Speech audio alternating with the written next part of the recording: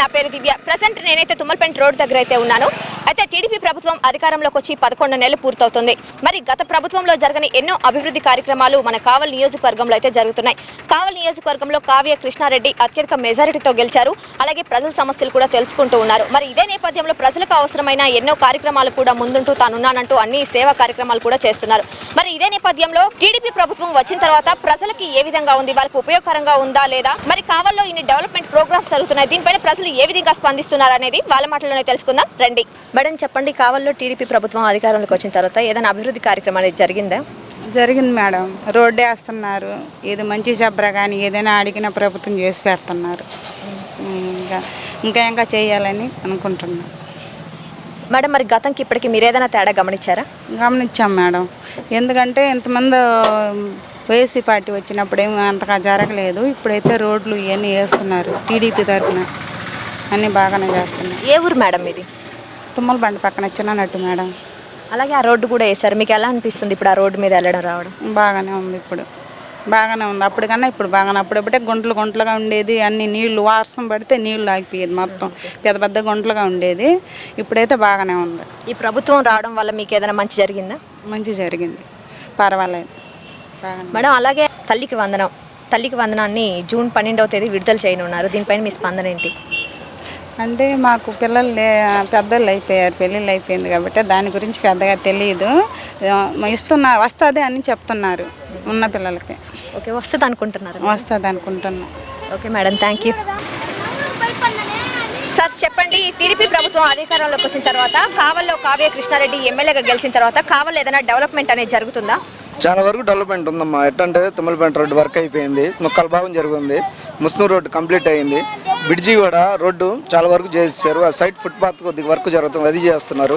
చాలా వరకు బెటర్. పూడిగా కాలువల్లో పూడికలు తీపియడం కానీ, ఆ వైకుంఠపురంలో పూడి తీయడం కానీ చాలా వరకు బెటర్ పనులు జరుగుతున్నాయి ప్రజెంట్ అయితే.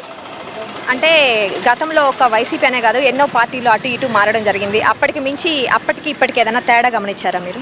తేడానే ఉంది, ఇప్పుడు పనులు జరుగుతున్నాయి అనిపిస్తుంది నాకైతే చాలా వరకు. అది సార్ అలాగే జూన్ 2వ తారీఖు తల్లికి వందనం అంటూ పిల్లలకి, అలాగే రైతు భరోసా ఇవన్నీ కూడా అమలు చేయాలనుకుంటున్నారు. దీనిపైన మీ స్పందన ఏంటి సార్? చేస్తే మంచిదే, జనాల్లో ఇంకా పబ్లిసిటీ బాగుంటుంది, అందరికి బెస్టే. అది మీరు అందరూ టీడీపీని గెలుచుకోవడం వల్ల మీకు మంచి జరిగింది అనుకుంటున్నారా అందరూ? కొద్దిగా 100% బెటర్ జరిగింది అనుకుంటున్నా. Okay sir, thank you sir. Okay, అలాగే ఇంకొంతమందితో మాట్లాడదాం. సార్ చెప్పండి, టీడీపీ ప్రభుత్వం అధికారంలోకి వచ్చినాక కావల్లో డెవలప్మెంట్ అనేది ఉందా? అవుతుందమ్మా. ఈ రోడ్డు రవాణా సంస్థలు కానివ్వండి, అలాగే చాలా ఏళ్ళ క్రితం తుమ్మలపేంట రోడ్లో మారుమూలపోయిన గ్రామాల్లో కూడా ఇది సక్సెస్. మన కావ్య కృష్ణారెడ్డి ఎమ్మెల్యే గారి చొరవతోటి చాలా అభివృద్ధి జరుగుతూ ఉంది. ఇప్పటి వరకే కావాలి డెవలప్మెంట్ అవుతుంది, ఇంకా అవుతున్న ఆశాభంగంతో ఉన్నాము.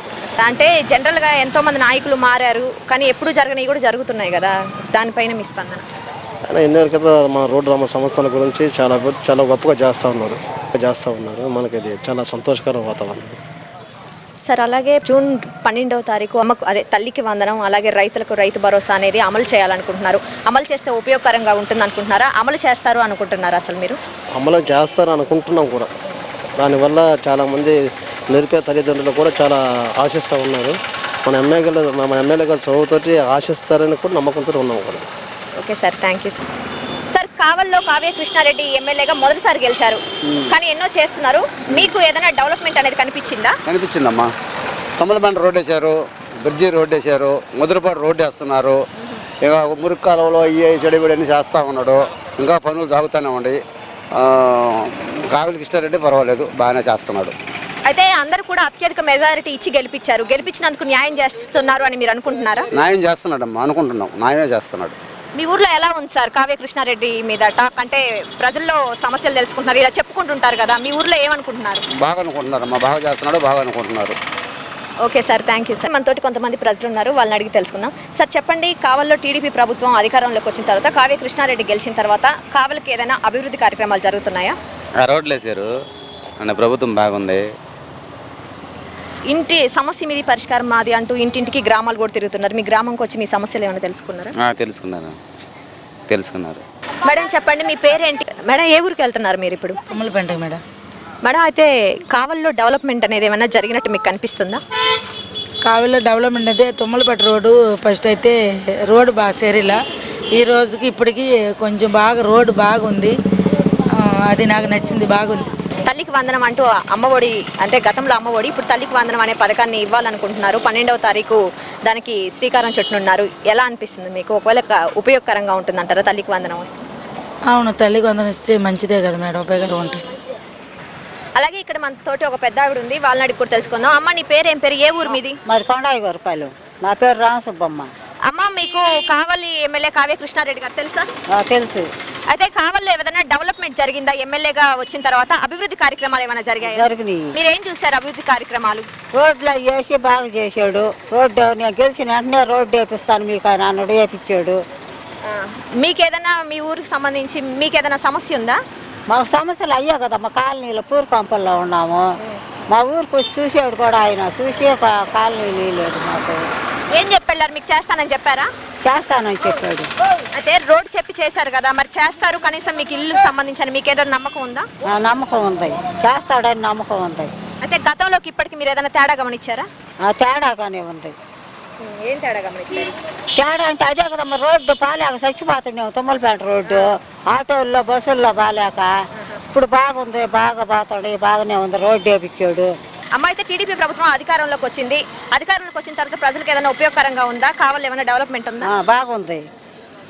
అయితే రైతు భరోసా, తల్లికి వందనం, ఇవన్నీ పింఛన్లు 1 లక్ష పింఛన్లు జూన్ 12వ తారీఖు అమలు చేసేదానికి అక్కడ ఒక కార్యక్రమాన్ని అయితే ఏర్పాటు చేశారు. ఇవన్నీ వస్తే జనాలకు ఉపయోగకరంగా ఉంటుందా? వాటి కోసం మీ ఊర్లో మీరేమైనా మీకు పింఛన్ ఉందా?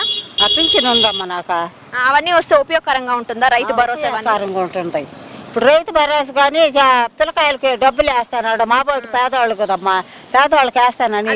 ఇవన్నీ జూన్ 12వ తారీఖు చేయడానికి అన్ని అమలు చేస్తున్నారు. ఆ రోజు శ్రీకారం చుట్టి అమలు చేయాలనుకుంటున్నారు. దీనిపైన మీరు ఏమనుకుంటున్నారు?